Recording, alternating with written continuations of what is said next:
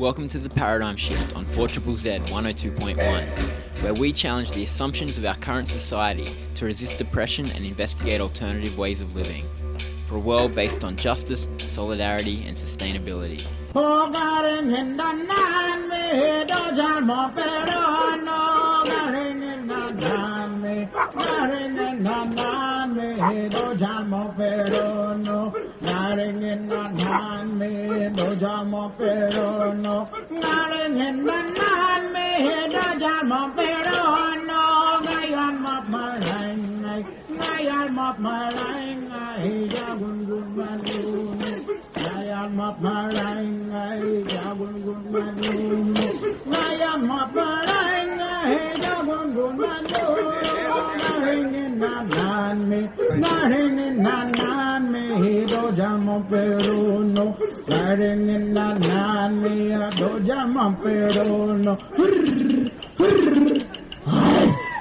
Welcome to the Paradigm Shift on 4ZZZ. You are listening to Community Radio. My name is Andy and we are broadcasting on Yagara and Turrbal country. And today on the show, well, it's a bit of a thrown together pre-recorded show because I am out of town today, but I am excited about this show actually because over the last month or so I have been trying to record interviews just with local people each week who are doing things in our local neighbourhoods, be that organising protests to injustices or just organising community events where people can get together. And there is no shortage of it actually in our city, where there's all kinds of people doing lots of very important things. And of course 4ZZZ, it is a local community radio station that does represent our area, and so it is a good place to hear about these things. One other thing I will plug is it's a bit of a side project of the Paradigm Shift. That is the Brisbane Radical Events Diary. If you go to bne.substack.com or you just search for Brisbane Radical Events Diary, you will find a website and a weekly email that lists things coming up in your city, and a lot of those things that get in that email are also what I have been recording these interviews with people for. I should say as well that the interviews are being played on Brisbane Line, which is another one of our news and current affairs shows here on 4ZZZ. Over the years, I have at different times been a regular contributor to Brisbane Line, and I really want to do it again recently just to highlight lots of the great things that are going on in our community. So you can tune in, I think mostly it's Saturdays at midday when my own stories are played, but Brisbane Line's also on Tuesdays and Thursdays, and is just one of a lot of great shows on this station doing their best to highlight the voices of our community.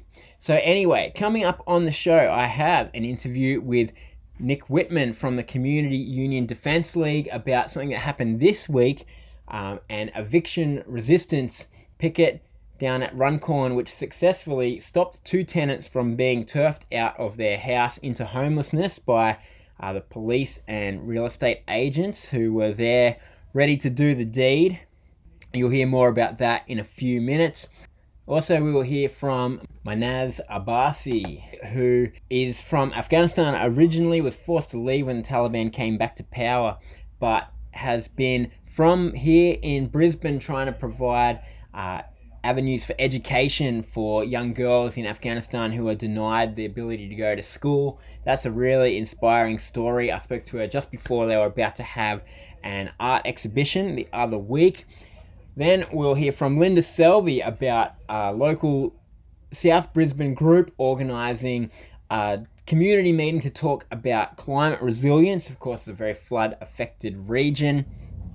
And right at the end, we will hear from Clancy Smith about bird dogging politicians to try to force climate change onto the radar of the election campaign.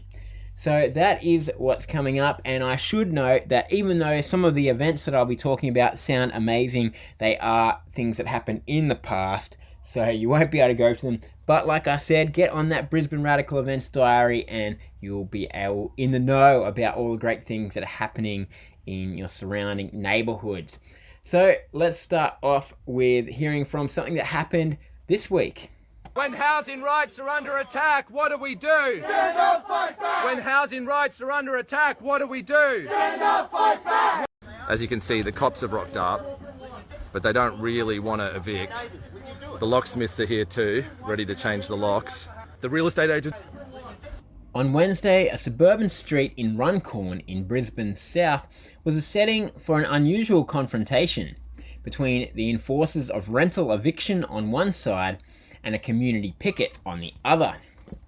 At the centre of it were Emma and Lachlan, two disabled tenants who have been told to leave their rental but have been unable to find other housing. Hi Emma, how are you? Shit. Yeah, I understand obviously it's a difficult situation for you today, okay? I'm just here to obviously let you know that I'm acting on behalf of QCAP, so I've got a warrant of possession that needs to be executed, alright? And I do intend to resist that because all I'm asking for is a little bit of compassion, a little bit extra time. I'm disabled, my housemate is disabled, We've applied for dozens and dozens of houses. Yeah. We have a lead on one, finally even. I just need more time.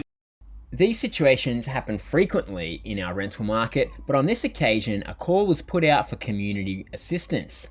In the end, with a group of supporters on the lawn and media cameras watching, police and real estate agents decided not to enforce the eviction notice and to allow the tenants more time. I spoke to Nick Whitman from the Community Union Defence League, one of the organisers of the picket. So there's two tenants down in Runcorn who've lived there for about 4 years.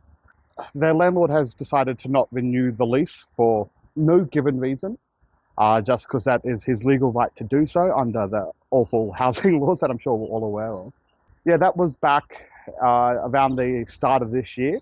They were supposed to be out and they were given a extension by QCAT at the time, but they were still unable to find housing in the private market. I should mention that they're both on the disability support pension, which hasn't really been properly adjusted for inflation, especially around housing. So they've spent the last 6 months at this point looking for housing to no avail. They have applied for dozens and dozens of places. They've been applying with like a third person to try and subsidize some of that awful cost that there is now in all housing. So it's kind of came to the point where the warrant for eviction was given. It's been in place for approaching 2 weeks now, but the police finally went to act upon it yesterday. We've been in contact with them over the last few weeks. They had kind of come in contact with us we've been doing a lot of work out of Musgrave Park, supporting the homeless community there. And we kind of put it all together and ended up facing them down yesterday. Yeah, so you organised a community picket to sort of block the eviction. Why choose this way of organising? Frankly, we've seen that it's worked in the past. This isn't the first time I've been involved in such of these things. And also, ultimately, it is an issue that affects everyone. You know, as I said, we do a lot of work supporting homeless folks here in Brisbane, but homeless folks don't just become homeless for no reason. They end up that way because they're priced out of housing, on the disability support pension and all these things. And we see that kind of the issues facing everyday people can end up in this way very quickly. So I think it was quick and clear to people in general that this isn't a thing that is just going to affect these people. It is a thing that can affect the majority of people. With the housing crisis as it is across the country, it's showing that the everyday person isn't going to put up with it forever. And we think also that it is important for it to be, a community resistance, because solidarity is how we win these things. We can't fight these things alone. Yeah, so what happened yesterday? We rocked up about an hour before the police were due to arrive, and I've had a bit of chat with everyone, sort of checked out how the vibe was. The media rocked up, which we had kind of gotten onto to help the tenants tell their stories. Then the police showed up. At first it was just a couple of cops, said that they were here with the warrant. They've two agents from the real estate agency, which was very white, by the way. I'm not above naming and shaming. Showed up and so they're going to do the warrant. The tenants and us said that we weren't going to let them. Some more police showed up. There was some negotiations between The real estate and, well, I say negotiation, they came over and spoke to the tenants and basically said that they weren't going to put it off. Because that's ultimately all we're asking for, is for it to be delayed until these people find a house. They are still actively looking. It's not like they're just squatting there for free, not paying rent, hoping it all blows over. They are paying rent currently and looking to leave. They don't want to deal with this anymore either. So more police came. They kind of staunched up a bit, tried to be threatening. Eventually they called in a senior sergeant. They rocked up. They had a bit of a chat. Again, we pushed the point that they are happy to leave once they have a place to go to. Our point is that these people cannot be evicted into homelessness in particular. And then cops went away again. They came back a bit later and they said that they weren't going to be evicting. And in fact, and this is a bit of an odd one, we've never really seen this before from Queensland Police, so we'll see where this ends up going, but they are going to work with support providers to try and find Emma a place. They have an appointment today with Department of Housing as well, so some pressure is being put on the government. But yeah, the police said that they're going to go away and help with that. So yeah, they left and said they weren't going to evict. That being said, the warrant is still in effect until the 28th. So we're very conscious of the fact that they could come back, and if that happens, we'll be back too. That was Nick Whitman from the Community Union Defence League. An ongoing story then, but for now it seems a win for people power in the usually dehumanising world of the rental market. When housing rights are under attack, what do we do? Stand up, fight back! When housing rights are under attack, what do we do? Stand up, fight back! You are listening to Paradigm Shift on 4ZZZ, speaking to Nick Whitman from the Community Union Defence League about their successful eviction resistance protest on this Wednesday. And while we are on the subject, I will mention that Community Union Defence League, or Cuddle as they are known, do organise a street kitchen at Musgrave Park every Sunday night, which you can get along to or volunteer at. And also this coming Wednesday, there's going to be an online event done by them and also the Anti-Poverty Network and probably somebody from Food Not Bombs, 3 local mutual aid street kitchens here in Brisbane, and it's going to be called Mutual Aid 101, How to Run a Street Kitchen, 6:30 p.m. online. And as I said about other things, if you want to keep up with events like that, get yourself onto the Brisbane Radical Events Diary. Another recent radical event, which we are going to hear about now, was an exhibition called Still Waiting, Still Fighting, put on by Manaz Abbasi at the Inala Art Gallery. But the stars of the exhibition were young women and girls from Afghanistan who have been denied an education by the Taliban, but who have been using the magic of online technology to take part in kind of mutual exchange learning groups organised from Brisbane by Manaz.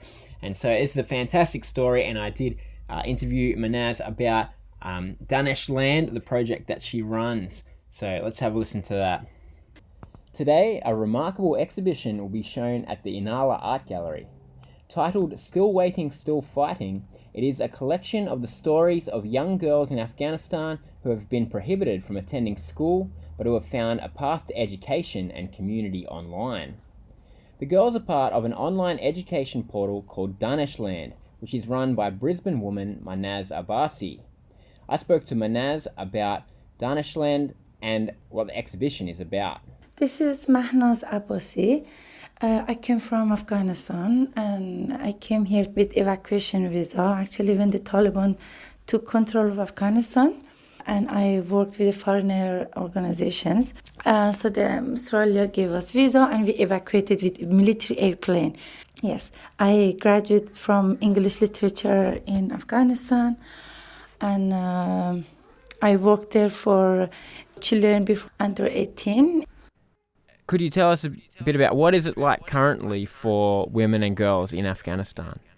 Unfortunately, in Afghanistan, first when the Taliban seized the country, they said, okay, just for temporary, the girls For high school, they are not allowed to go to school. And they said maybe it's temporary, but after 3 or 4 months, the university also closed, and then they said women, they shouldn't go to work.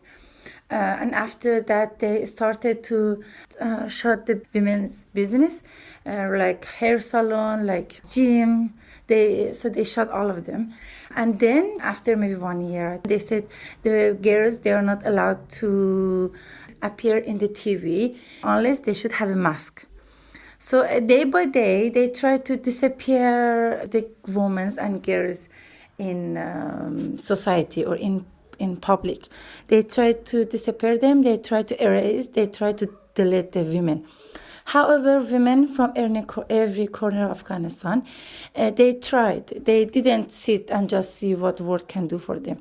They start protests from every corner of Afghanistan, but Taliban arrest them, even their family, even arrest their families, and we can imagine what they have in the prison. So since the Taliban doesn't let them to go to the street, so they started teaching each other in their houses, or in their groups, in their communities.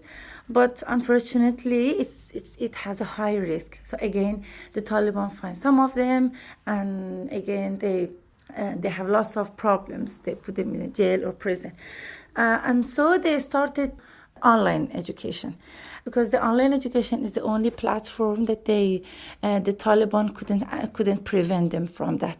But this is another problem, that when Afghanistani girls, I remember that one of girls told me that when I registered for a school, after 2 months, they told me the spot is full. So maybe even 100 online school is not enough for girls of a country.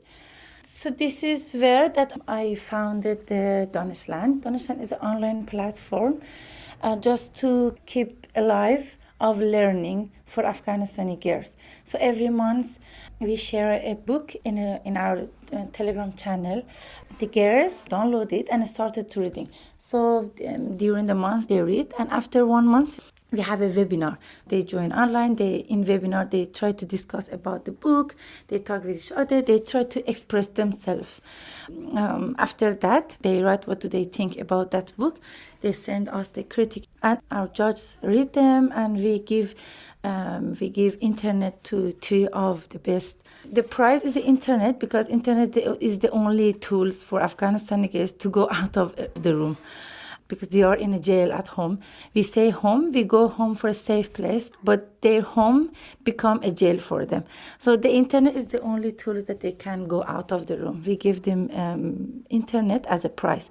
So it's 1 year that we had this program, and this exhibition, it's anniversary. So the exhibition, they're from the girls in Afghanistan who are taking part in these programs? Exactly. So during this year, in one of our festival, we told them that write your story. So they just started to writing. It's more than 50 people or 60 people they sent their writing for us. So at first, I don't intend to have an exhibition. But when I read their writings, I think these stories is really powerful stories, and it should be released. It should be heard, because they are in a risk, but still they write. The Taliban try to erase them, but still they want to show themselves in public. These powerful stories should be heard in a big community. So, at that time, I started to have the exhibition to show their stories without any editation, because we also showcase a booklet. Tomorrow we are going to showcase a booklet. That name is Inca Resistance. And we print their stories with no editation, with no even correction. Maybe they wrote wrongly, maybe they have a grammar problem. But I think this is the real story, and I think this unedited writings is more powerful. So will this be the first time the exhibition has been shown? Oh yes, this is the first time. And in this exhibition, the Afghanistani girls are also going to be there online. The Brisbane people, they come in person, but Afghanistani girls are there online. So the people who share their stories or participate in a Danishland program, they are also going to be there online. I want to show their resilience and show them that Afghanistani girls, they are fighting, still waiting, still fighting. And if people would like to find out more about Daneshland, how could they do that? There is a LinkedIn and Instagram to see our programs or to see what's going on there. I would really appreciate if someone wants to be volunteer with us, because Daneshland, during the past years, there is no grant or there is no fund for this. First, Daneshland started as a reading competition, but it quickly becomes a movement of Afghanistani girls. So every day, as I heard their voices, as I heard their dreams, so the Daneshland becomes more strong. And now I started to tell other people that if they can come volunteer or if they can sponsor with device or even small things, can impact big. Thanks very much, Manaz, for speaking to us, and thanks for all your work in bringing reading to the girls of Afghanistan. Thank you very much. Thank you. Just the last thing that I think I forgot to say, that this exhibition, it shows a scream in a silence. It's just voice. I mean, this exhibition, I try to show the all people that this exhibition is a voice of thousands of Afghanistani girls that they are silenced. If one person joined to our exhibition, when they entered, I think if they try to listen, not by ears, if they listen by their heart or conscience, they heard their scream. They try to say to the world that we are here. Don't forget us. That was Manaz Abbasi. The Still Waiting, Still Fighting exhibition is open to the public for one day only, today at the Inala Art Gallery from 1 to 6 p.m. But for Manaz, Daneshland and the determined young women of Afghanistan to find pathways to the education that the Taliban has denied them, their fight for education will keep going long after their stories have come down off the gallery walls. You are listening to 4ZZZ, The Paradigm Shift is the show. We were hearing from Manaz Abbasi. Very fortunate to get to speak to Manaz, and it is fantastic what she does with Daneshland. Today on the show, we're doing a bit of a roundup of local people doing things. I have been interviewing people in recent weeks for the Brisbane Line show on Triple Z, and one of the other interviews I did was with Linda Selvey, who, along with a group of other people who have been in the climate activism sphere, but I guess are trying to think more broadly about how we can respond to climate change and its challenges. They organised a community meeting in the inner south of Brisbane, often flood affected, especially in recent years, to talk about climate resilience. And so this is a chat I had with Linda. This Tuesday, April 8, a group of residents from Brisbane's flood-prone inner south suburbs are holding an open forum at Yeronga Community Centre. The event is called Building Climate Resilience Together, and is designed to get residents talking to their neighbours about how to prepare for and deal with future natural disasters. I spoke to one of the event's organisers, Linda Selvey. Basically, we've invited interested members of the community from the inner south, really focusing on Fairfield and Yeronga and Sherwood, Corinda, some of the areas that were potentially flood affected. And we're inviting them to a 2-hour forum, half an hour of dinner, and then a couple of presentations. I'm doing one about climate change, and then one from a couple of representatives from groups that have done community resilience activities in Brisbane. And then we're going to break up into groups by location. And the objective of those groups is to come up with a bit of a plan for the next steps. But really what our premise is that strong connections between community members are really important for building resilience, both before, during and after extreme events. When you say that there's people giving a talk about a community resilience, I guess resilience can mean a lot of different things. What do you think it means in this context? What it means is that in this context is that we have greater capacity to respond to and recover well from, I guess you could use the word shocks for want of a better word. So that could be a climate extreme event or it could be something else. You know, we know that this alone won't make us more resilient, but we also know that governments are often very slow to act, and by helping each other, when we've got strong relationships of trust and so on, we will be better able to respond to events, but also hopefully better able to prepare. And for me personally as well, it's aiming towards us all having better lives because we've got closer relationships in our neighbourhoods. Yeah. What inspired this event? Well, we've been, the group of us who are organising it have been part of Move Beyond Coal, focusing on the Moreton electorate now for quite some time. We've got quite a strong group of people, and we've been trying to influence our federal member in relation to Labor's fossil fuel policies without a great deal of success. And as many of your listeners will know, the climate emergency is becoming more and more urgent, and quite a lot of bad things are happening with our climate as a result, and worse stuff is locked in really because of the amount of carbon dioxide and other greenhouse gases in the atmosphere.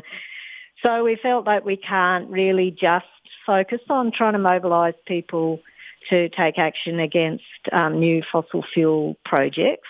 So we felt that it was important to build our communities' capacities to respond to what's happening now and what's ahead of us, while at the same time then building our power to oppose fossil fuels. So at this event, we won't be focusing on that second bit that much, but we'll be very explicit that the reason why we need to do this in relation to our climate is because of the mining and burning of fossil fuels. Now, you're somebody who has worked in the public service, and I guess a lot of people would feel like that both the responsibility of, you know, dealing with climate effects and also the most efficient way to do things is on a big scale like government and things like that. But this is very much a small scale, grassroots community kind of thing. Why do you think that that's necessary?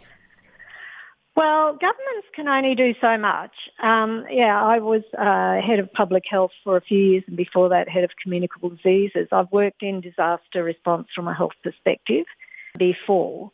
But at that level, basically you can't necessarily do the on-the-ground work.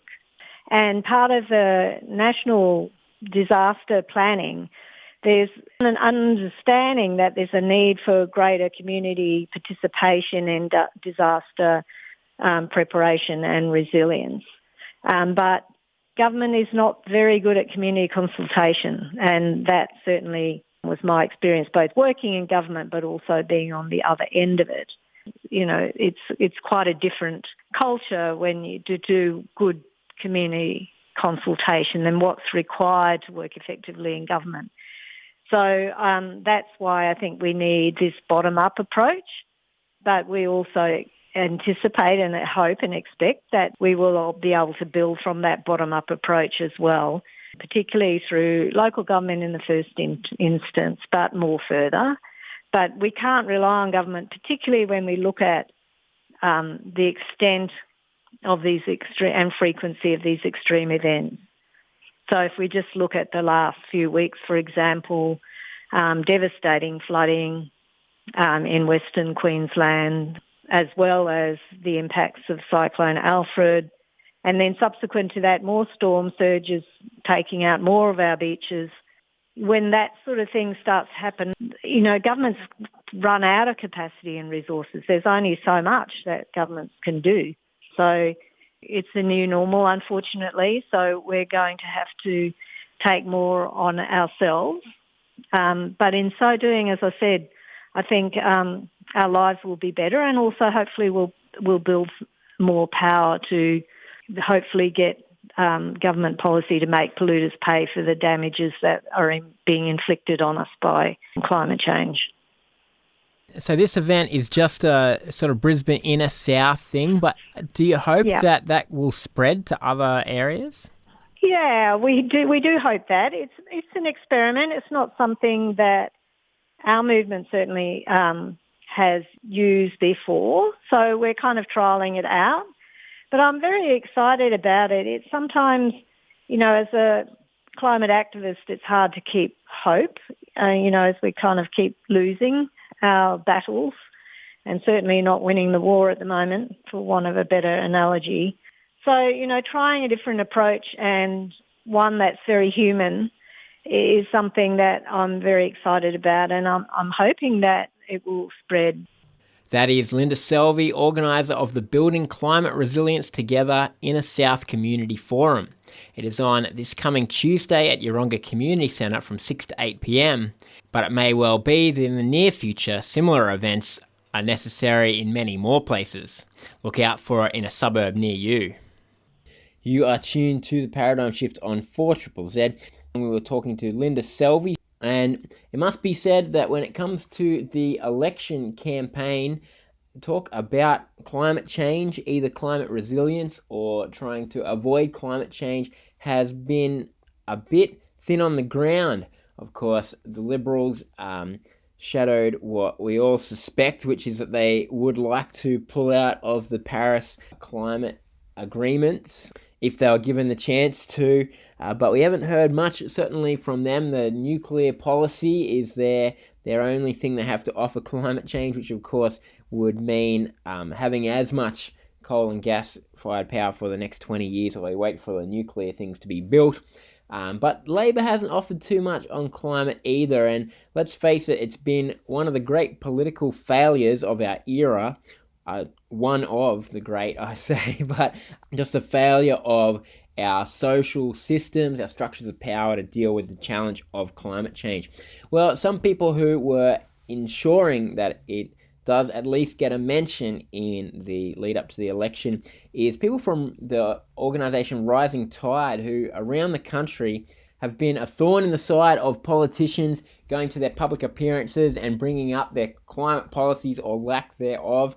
And very early on in the campaign, a couple of people in Brisbane interrupted Jim Chalmers' speech, and I spoke to one of them, Clancy Smith. Let's have a listen to that. That have endangered our men and women in uniform.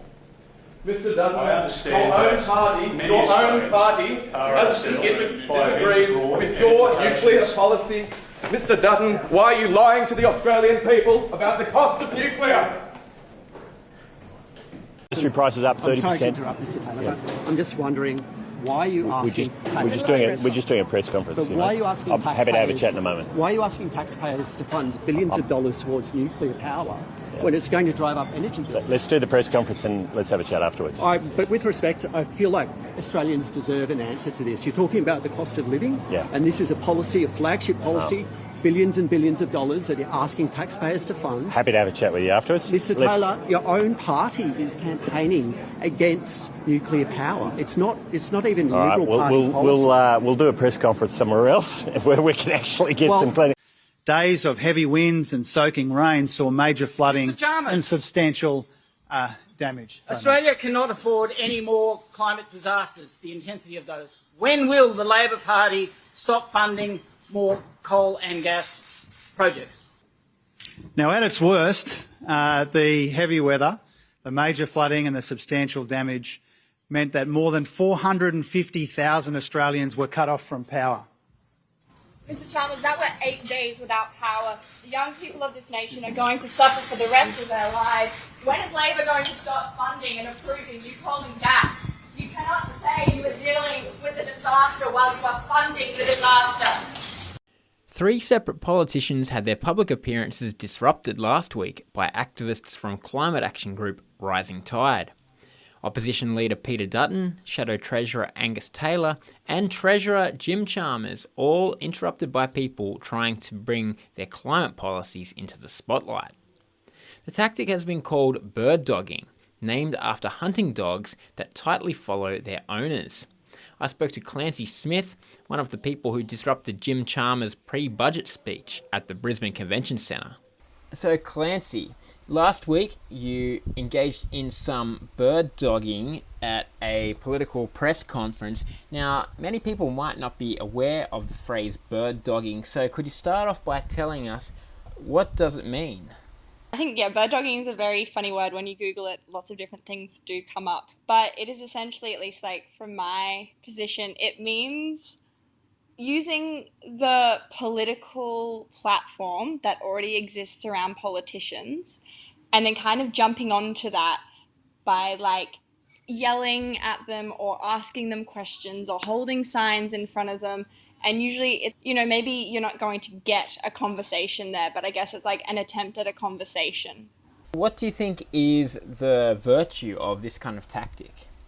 It allows you, one, to like, I guess, enter a lot more explicitly into the political realm. You're not necessarily on the street making your argument. You're making your argument straight to, like, in this case, the person that is like, making these bold statements with the treasurer about like the recovery for the cyclone. It's like, well, no, that's not good enough. You're recovering from the cyclone, but we know Labor is funding and we know Labor is approving expansions to coal and gas, and that doesn't make sense. So therefore it's like someone should be able to stand up and question that. And bird dogging, I guess, allows you to be a lot more to the point with it, and finding yourself in a space where there are politicians and you have questions and it all works out. This week, once there's been a few incidences of bird dogging around the country, there has been this critique from some politicians that it's kind of hijacking the democratic process and sort of taking away from the importance of press conferences and things like that. What do you think of this criticism? Well, I think maybe when I hear that criticism, I look to the continuous and overreaching anti-protest laws that have been put into place in many states. And if you are cutting off alternative avenues of meaningful resistance, people are going to come into your press conference. They're going to be asking you questions.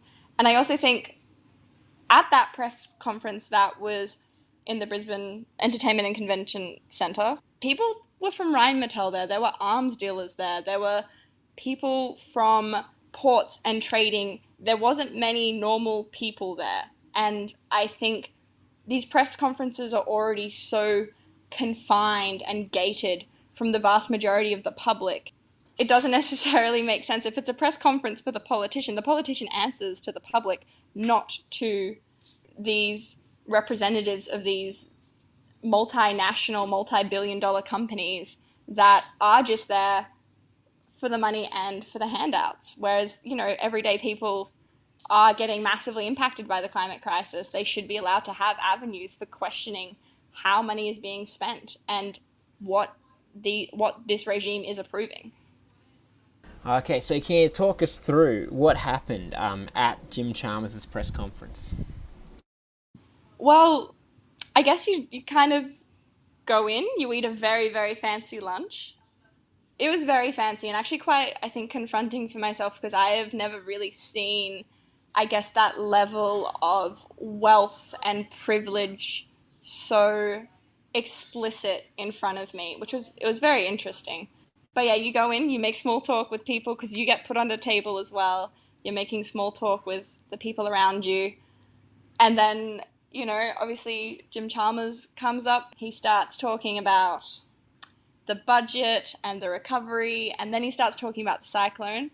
And within that, there is, reference to the budget that is going to be applied for the recovery from that cyclone, and that would make sense for us to make questions on, especially with a no new coal and gas messaging line that Rising Tide has.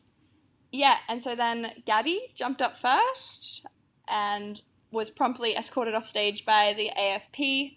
The press conference kept going. I was like, well, I guess it's my time to shine. Also jumped up on stage to communicate to Jim Chalmers the idea that, like, the young people on this continent aren't going to keep putting up with the continuous misuse of public funds and the misuse of what is essentially public approval for the coal and gas industry. And Then we were promptly escorted out by the AFP.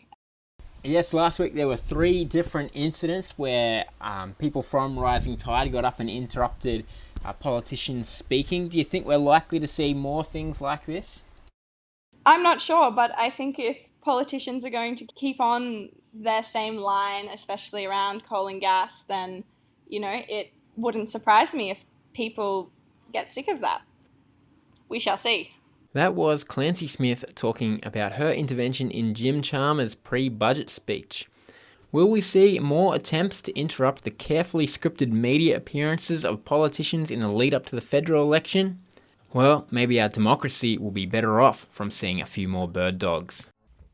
Community radio, that is what you are listening to.